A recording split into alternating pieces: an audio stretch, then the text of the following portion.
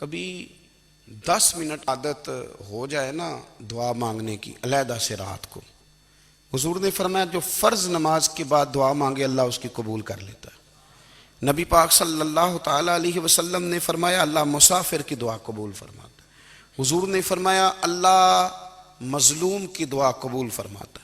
حضور نے فرمایا بیمار سے دعا کراؤ اللہ اس کی دعا قبول فرماتا ہے۔ میرے نبی پاک نے فرمایا ماں باپ جب بھی اولاد کے لیے ہاتھ اٹھائیں، ویسے تے بلے شاہ تو آسمانی اڈدیاں ہی پھڑ دیں، جڑا گھر بیٹھا انہوں بڑھیا ہی نہیں۔ حضور فرمانے لگے ماں باپ جب بھی اولاد کے لیے دعا فرمائیں اللہ ان کی دعا کو قبول کرتا ہے۔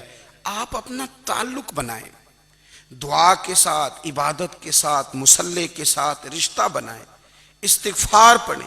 صلاح الدین ایوبی صلیبی جنگوں میں تھے، رات کو مسجد اقصی میں نماز پڑھی تو پریشان تھے۔ ایک بزرگ سے ملاقات ہوئی تو وہ کہنے لگے کہ آپ بڑے پریشان ہیں۔ کہنے لگے حضور پریشان اس لیے ہوں کہ پہلے ہی مسلمان کمزور ہے، اب میں نے سنا ہے دشمن کا ایک بحری بیڑا وہ جنگی سامان سے بھرا ہوا آ رہا ہے، تو اب ان کے پاس اور تلواریں اور نیزے آ جائیں گے، مسلمانوں کے پاس پہلے ہی وسائل کی کمی ہے، پریشان ہو کس طرح کر کے مقابلہ کریں گے۔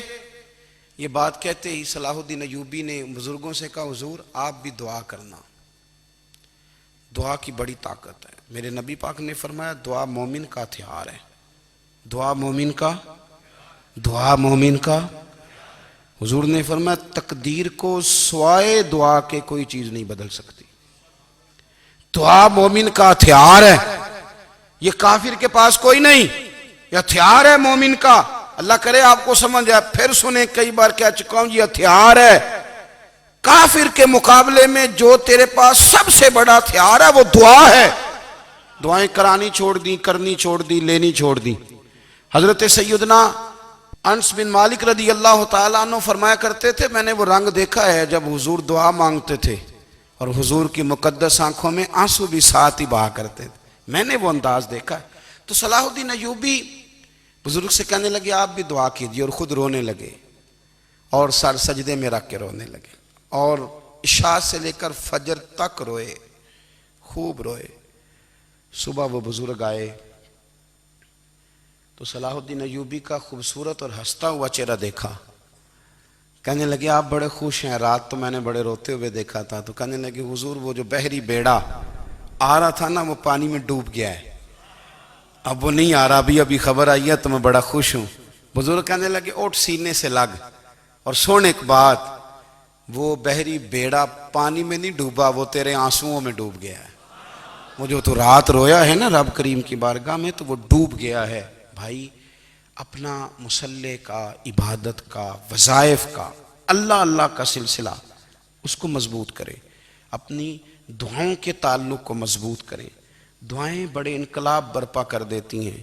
ہم تھوڑے تھوڑے نا جب سے خشک ہوئے ہیں نا، خشک، اور میری تو جماعت ہی صوفیاء کی جماعت تھی، ہم تو داتا علی اجمیری کی جماعت سے، ہم تو خواجہ اجمیری کی جماعت سے، ہم تو شیخ احمد فاروق سرہندی کی جماعت سے، ہم تو صوفیاء کی جماعت۔ ہماری جماعت نے بھی وہ تعلق جو ہمارے بزرگوں نے بنایا تھا۔ بزرگ اللہ کے قریب کیسے جاتا ہے؟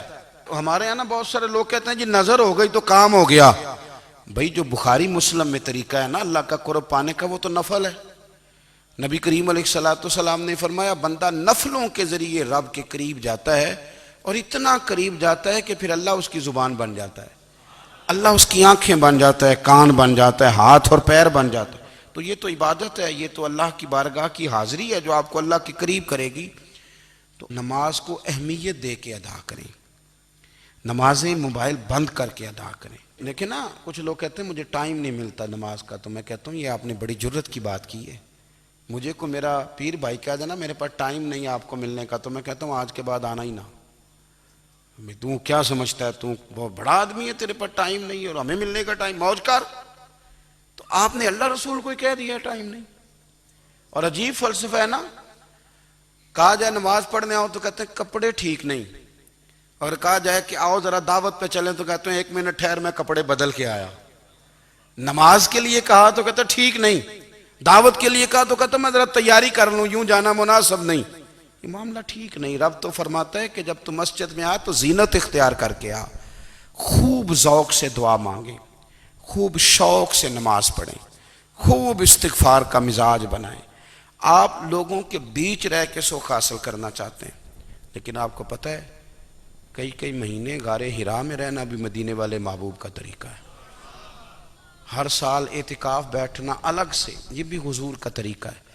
مسجد نبوی کے اندر دروازہ کھلتا تھا نبی کریم کا، پر گھر کے اندر نفل پڑے نبی پاک نے، اور حضور فرماتے ہیں کچھ نفل نماز گھر میں بھی پڑھا کرو، گھر کو قبرستان نہ بناؤ۔ ہمارا گھر اللہ کے ذکر سے آباد ہوگا،